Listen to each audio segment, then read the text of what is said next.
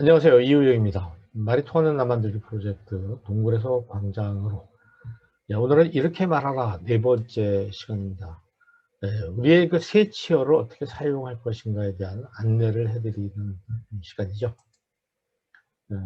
오늘은 다섯 번째 배려하는 말을 말씀드리고자 합니다. 와이파이를 마음껏 쓰라고 이렇게 어느 업소에 벽에 붙여놨습니다. 근데 비밀번호를 한번 보시죠. 이거 뭐 입력하려면 굉장히 힘들겠죠. 이건 뭐 어떤 사람이 웃자고 한번 이렇게 표현한 것 같은데, 이건 배려하는 것이 전혀 아니죠. 그동안 정치권에서는 적지 않은 정치인들의 발언에서 장애인을 비하하는 표현들이 나와 논란이 일곤 했는데요. 그때마다 비판을 받고 인권위도 나섰지만 또 언제 그랬냐는 듯 되풀이돼 왔었죠. 장애인의 날인 오늘 장애인 단체들이 이런 문제로 국회의장과 국회의원들을 상대로 첫 소송을 냈습니다. 문예슬 기자의 보도입니다. 2018년 당시 이해찬 더불어민주당 대표가 정치 상황을 비난하며 이렇게 말합니다. 이 정치권에서는 와서 말하는 거 보면은 저게 정상인가 싶을 정도로 그런 정신장애인들이 많이 있습니다. 지난해에도 장애인에 대한 편견을 드러냈습니다.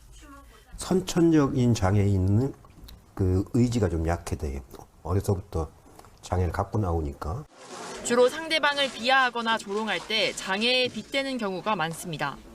이것은 절름발이 총리이고 후유증이 엄청난 것이죠. 거짓말을 앞세우는 외눈박이 공세에 저는 절대로 굴복하지 않습니다. 국가인권위가 2019년 11월 주의를 촉구하고 재발 방지책을 마련하라고 했지만 이후에도 장애 비하 발언은 여전합니다. 비뚤어진 마음을 가진 사람이야말로 장애인, 집단적 조현병, 꿀먹은 벙어리 등 최소 12번의 장애 비하 표현이 확인됐습니다. 결국 장애인들이 법적 대응에 나섰습니다. 장애 비하 발언을 한 국회의원 6명과 국회의장을 상대로 차별구제 청구 소송을 제기한 겁니다. 이런 말은 정말 나를 위해서가 아니라 국민을 위해서, 이건 국민들에게 상처를 주는 행동이구나를 느낄 수 있었으면 좋겠습니다. 장애 비하 발언을 한 의원들에게 위자료를 청구했고 국회의장에겐 징계를 촉구했습니다. 국회가 모욕 발언 금지 규정을 신설하도록 명령해달라고 법원에 요구하기도 했습니다. 장애인 차별금지법은 단순히 손해배상뿐만이 아니라 적극적으로 차별을 구제하는 조치를 취할 수 있도록 되어 있습니다. 장애 비하 발언으로 인권위에 진정을 낸 건 그동안에도 여러 차례 있었지만 소송은 이번이 처음입니다. KBS 뉴스 문예슬입니다.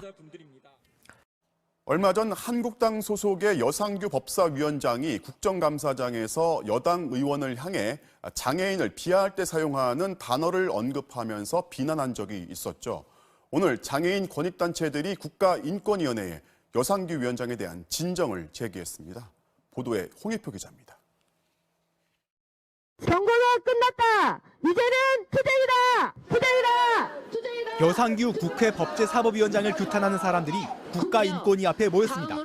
장애인을 비하하는 정치인들의 퇴출을 요구하는 의미로 손에 빨간색 종이 레드카드를 들었습니다.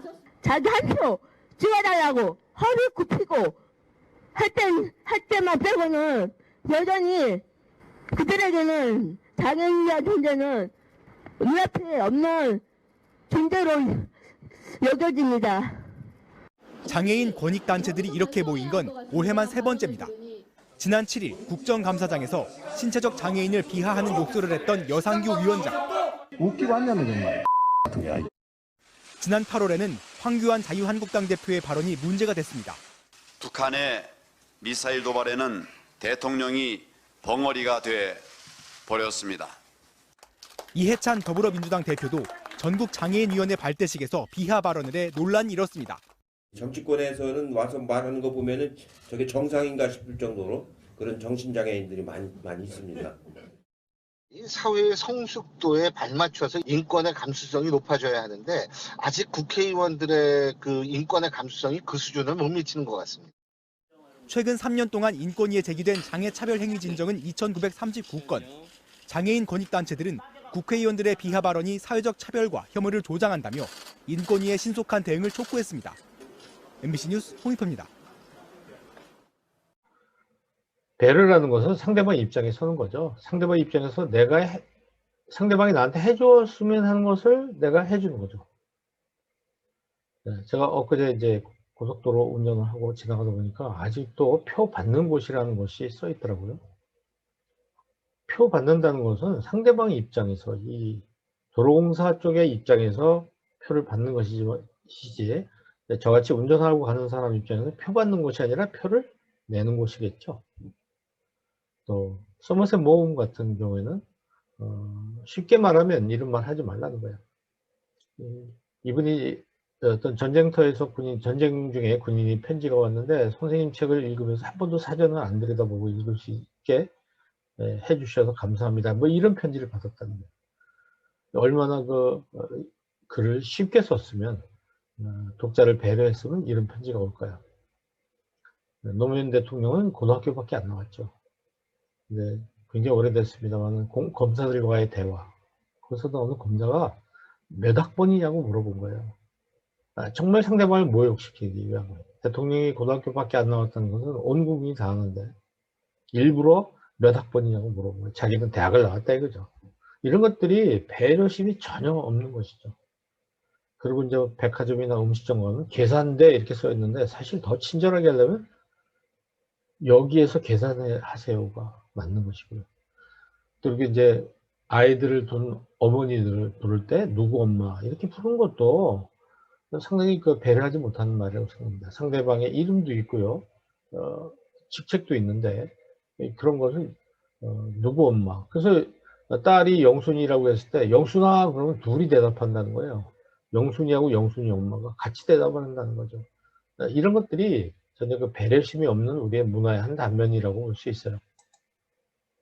여섯 번째는 살리는 말을 하라는 겁니다. 상대방을 살려주는 거죠. 상하게 하고 썩게 하고 아프게 하는 게 아니라 상대방을 높여주는 거죠. 신나게 해주는 거죠. 인정하고 칭찬하고 격려하는 것이 여기에 해당됩니다. 잭 웰치가 어려서 엄마 저는 왜 말을 더듬어요? 말을 많이 더듬었다고 합니다. 그때 그 어머니는 너는 말하는 것보다 생각하는 게 더 빨라서 그렇단다. 이렇게 얘기해 준 거예요.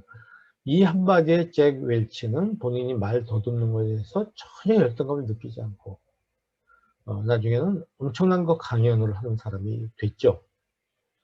여러분, 상대방에게 우리가 어떻게 말해야 되는가, 살리기 위해서 말해야 된다는 것을 잘 가르쳐주는 예화입니다.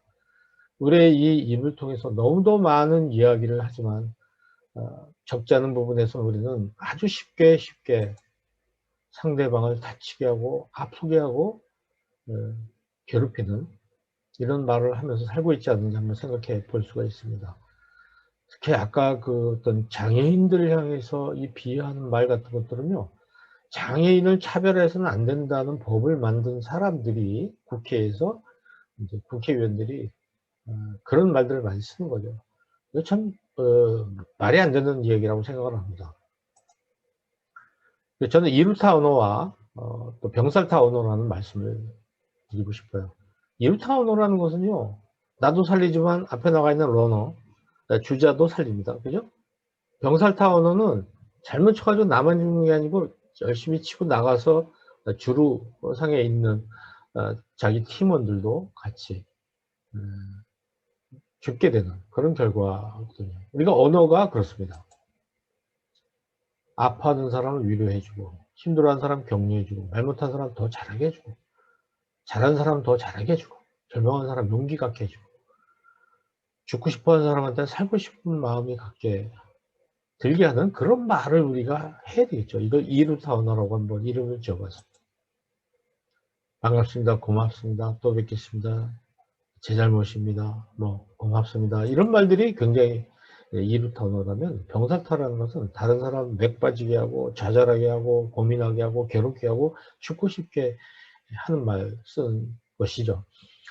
제가 이제 페이스북을 이렇게 하다 보면요, 참 그냥 시비조로 이렇게 댓글 달아놓는 사람이 있어요. 뭐하러 그런 걸 남기죠? 그 사람이 어떤 말을 하고 싶어서 거기 쓴 건데 그냥 지나가든지, 나하고 생각이 다르면 그냥 지나가면 되는데 거의 굉장히 많은 관심을 갖고 거기 병살타 언어를 쓰기 시작하는 거예요. 댓글로. 그래서 이제 결국 막 싸우게 되는 경우가 많이 있는데 왜 이런 일이 생기는지 참 안타깝습니다. 여기 나와 있는 것들이죠. 우리가 일상생활을 하면서 다른 사람한테 말하기도 하고 다른 사람한테 이런 말을 듣기도 하잖아요. 이런 것들은 그 사람 참 힘 빠지게 하고 맥 빠지게 하는 그런 말들입니다. 우리가 이런 말 하면서 살 필요는 없다고 생각합니다. 좀 다른 사람을 살려주는 말을 많이 하고 살았으면 좋겠어요. 욕은 더하죠. 요즘 청소년들을 보면요. 뭐 욕이 적도가 됐다고 할까? 전미사가 됐다고 할까요? 이건 뭐 그냥 욕을 시작해서 욕으로 끝나는. 그래서 본인들은 잘 모르는데 다른 사람이 이렇게 들을 때는 세대가 이제 저 같은 세대가 들을 때는 뭐 거의 욕만 하면서 대화가 된다고 볼 수가 있는데 참 청소년들이 욕을 좀 하지 않았으면 좋겠어요. 많이 쓰지 않도록 우리가 조심해야 되겠죠. 욕은 상대방이 경멸하는 것이고요. 상대방이 나빠지도록 하는 그런 하나의 기도라고 볼 수가 있거든요. 그런 말 쓰지 않았으면 좋겠습니다. 그러니까 여러분들 긍정적인 언어 또는 긍정적인 어휘를 한 20가지 정도 한번 노트에 써보시기 바랍니다. 몇 개나 쓸 수 있을까요? 이왕이면 한 100개 써보시면 어떨까 하는 생각도 듭니다. 그리고 이제 부모님이나 스승 이런 분들 평소에 고마웠던 분들한테 감사 문자를 한번 보내보실까요? 그래서 가장 먼저 회신 온 사람한테 이제 시상을 하는 거예요. 그리고 답변 내용을 공개하기로 했는데 제 수업 시간에 이걸 했는데 아주 배꼽을 잡았습니다. 근데 이런 것들이 온 거예요. 평상시에 안 하다가 이제 고맙단 말을 하니까 부모님도 당황해서 이렇게 이런 문자를 보냈겠죠. 그러다 이제 두 번째 주에 다시 같은 문자를 보냈는데 그때부터는 답변이 굉장히 진지해지기 시작하더군요. 그리고 세 번째 주에는 뭐 아주 진실하게 부모님도 이렇게 고맙다고 너의 어떤 좀 잘 자라줘서 고맙다. 뭐 어려운데 백지에 나가서 대학 다니느라 고생해서 해줘서 고맙다. 이런 말들이 나오기 시작하는 거예요. 근데 왜 평상시에 그런 말이 안 나오고 이런 문자 보냈을 때 왜 돈 필요해? 미쳤구나? 뭐 이런 표현을 왜 했느냐면 너무 어색했기 때문에 그랬고 이런 말을 주고받지 않았기 때문에 평소에 그런 것이죠. 이런 것들 우리가 실습을 해봤으면 좋겠습니다. 네, 7번째는 재밌게 말하라는 건데 이게 뜻대로 되나요? 저도 강의하면서 여러분한테 좀 더 재밌게 하려고 애를 썼는데 왜 재밌게 하려고 하느냐면 여러분을 위하기 때문에 여러분이 좀 편하게 재밌게 들을 수 있도록 해야 되겠다는 생각은 뭐냐면 여러분을 위하는 거죠. 상대방을 위할 때는 재밌게 하려고 노력을 하게 돼요. 누군가 나에게 재밌는 얘기 해줄 때는요, 그 사람이 나를 즐겁게 해주려고 굉장히 노력한다는 걸 읽어주실 수 있어야 되겠죠. 또 나도 이왕이면 다른 사람한테 재밌게 말하려고 노력을 해야 됩니다. 근데 우리가 내가 재밌게 말해 주려고 노력했을 때 그 말을 이렇게 싹을 이렇게 잘라버린다든지 그러면 용기를 내서 재밌게 말하지 못해요.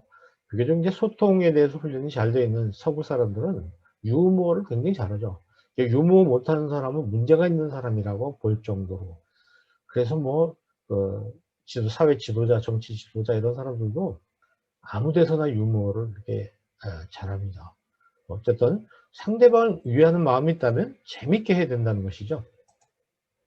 두 가지 미가 있습니다. 하나는 의미, 하나는 재미거든요. 의미만 있어서는 안 되고 재미도 있어야 돼요. 그런데 의미만 있고 재미가 없으면 효과가 없고요. 재미는 있는데 의미가 없으면 아무것도 아닌 게 되고 가는 그런 경우가 많이 있어요.